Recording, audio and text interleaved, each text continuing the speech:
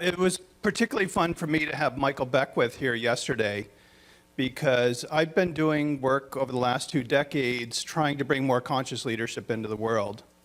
And about 6 years ago, I got permission from Michael to use one of his frameworks that he talked about yesterday, which is the basis of some of the work I do around conscious leadership.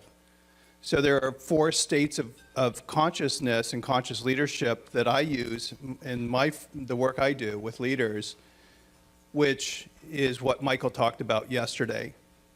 So each of us, as we live our lives, from moment to moment to moment, we're in one of 4 states of consciousness. The lowest state, as Michael talked about yesterday, is life happens to me.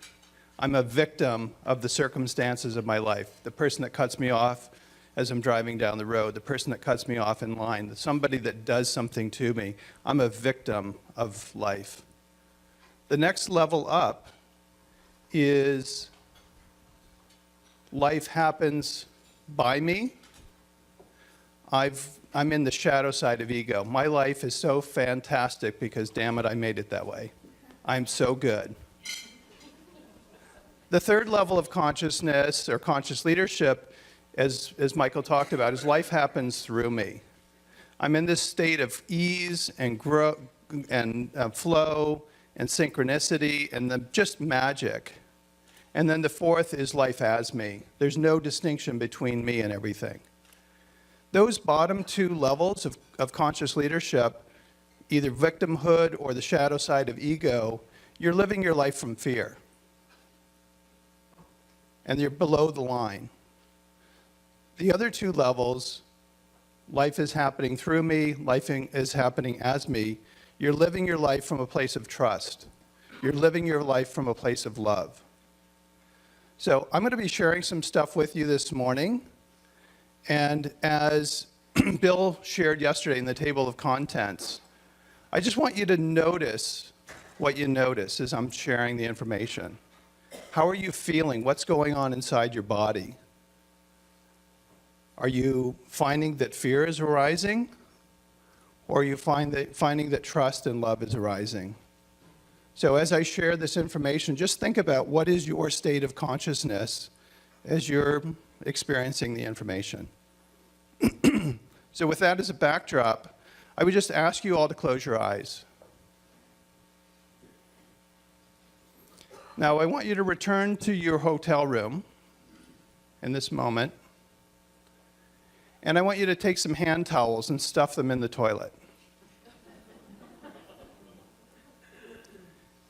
And I want you to take a washcloth and put it over the drain in the shower. And I want you to close the drain for the sink and the bathtub. Now I want you to turn on the water in the sink, hot and cold, to full. I want you to turn on the hot and cold in the bathtub. I want you to turn on the shower. Now I want you to go flush the toilet over and over and over and over again. And you can see all of that water. The bathtub is now full and it's overflowing. The shower is now overflowing onto the bathroom floor. The sink is now overflowing onto the floor. And the toilet water has now completely encompassed the floor in your room.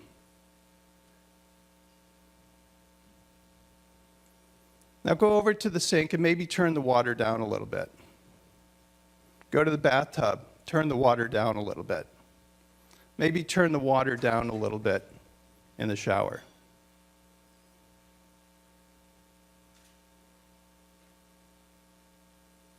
That's the Earth's atmosphere. You can open your eyes. We have been throwing CO2 into the atmosphere for decades as a species.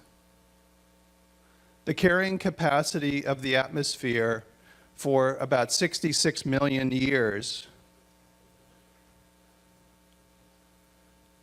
was about 270 to 280 parts per million of CO2. In the last 150 years, we've been throwing more and more CO2 into the atmosphere to a point where we scientifically determined that the carrying capacity of the atmosphere was about 350 parts per million. We're now at 409 parts per million. And we're likely going to hit 450 in the next 12 to 17 years. We know that once we hit 450, the scientific evidence suggests to us that it's a tipping point and it's a point of no return. So as you can see, around 1880, the industrial age was really kicking into full-blown efforts. And over the last 100 years, over the last century, we increased the Earth's atmosphere by 1 degree. In this century, in 30 years, we've managed to increase the Earth's atmosphere. Probably it will be about in 30 years. And when we hit that 2-degree mark, it's a tipping point. It's a point of no return.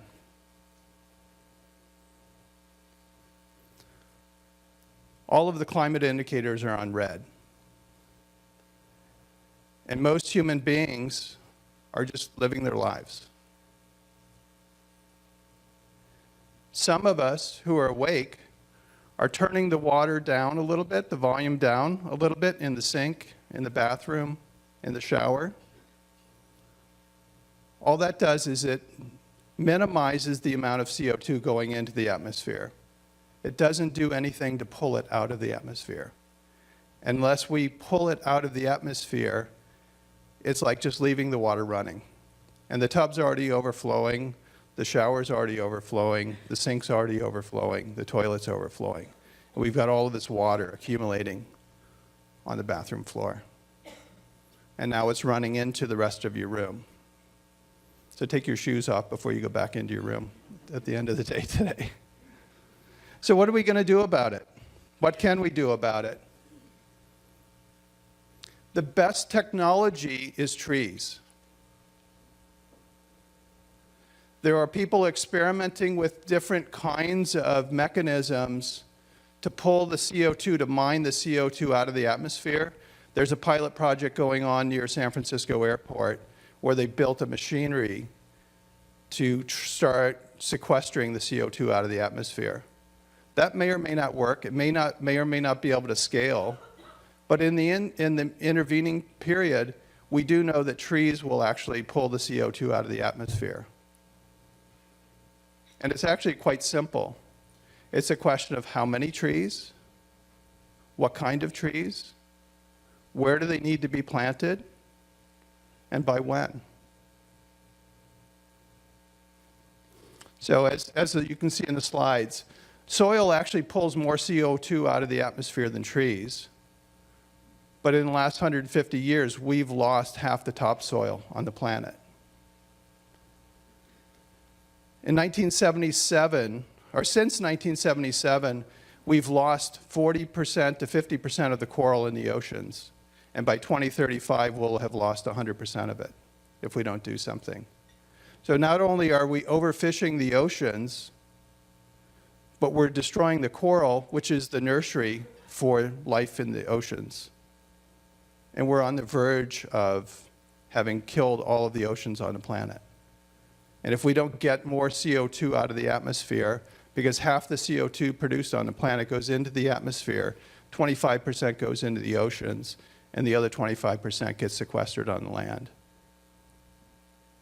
We're running out of time. We've got somewhere between 12 and 17 years to prevent us from hitting the 450 parts per million. We need to bring it back down to about 270, 280 parts per million, which has been the historical average for the better part of 66 million years.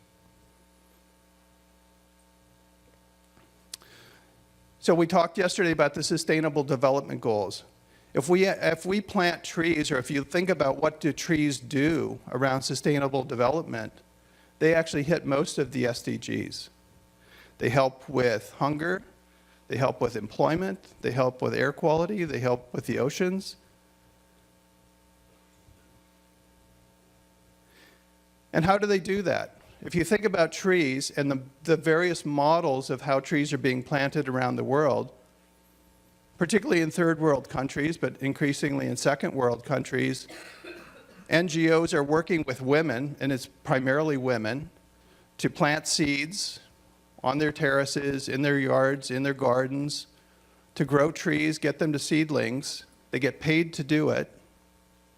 Those trees get transplanted, whether they're mangrove or other kinds of trees.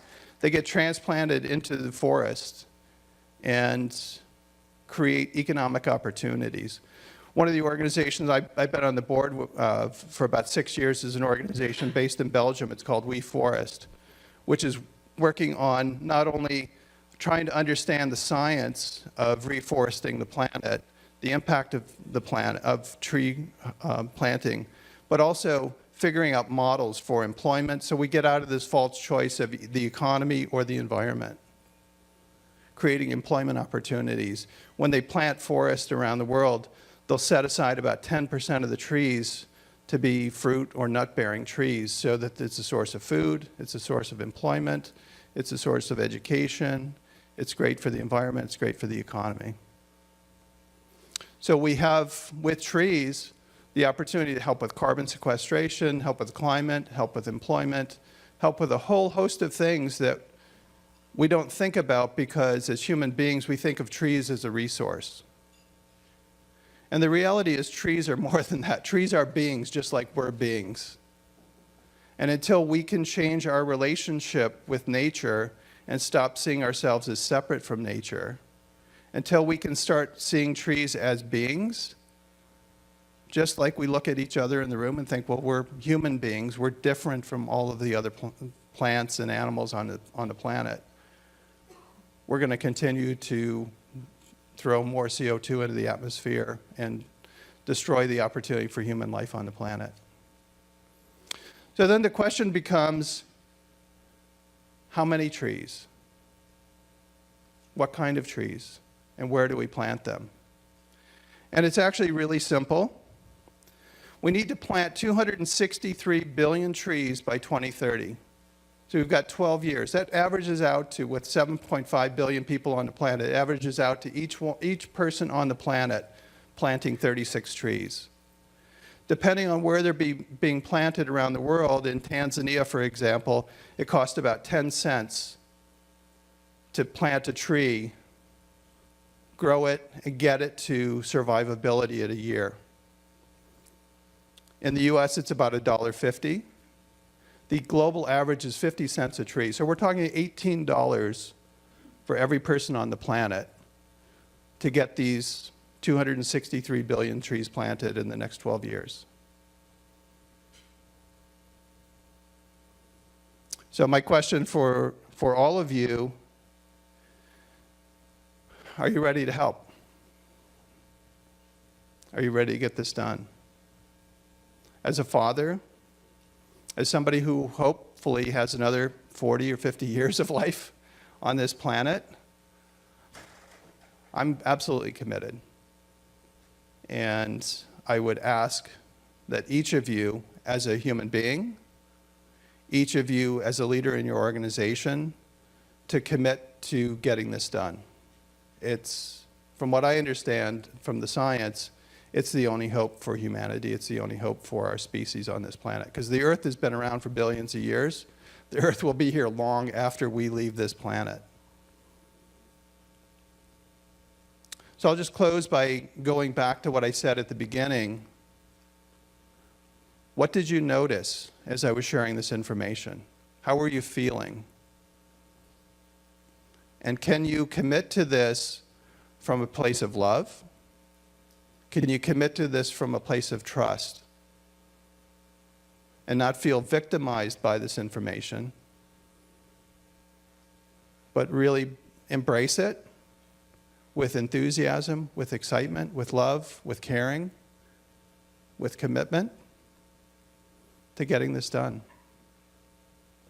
And I'm just absolutely delighted that the GSN board made the commitment to have tree planting be your action initiative for 2018.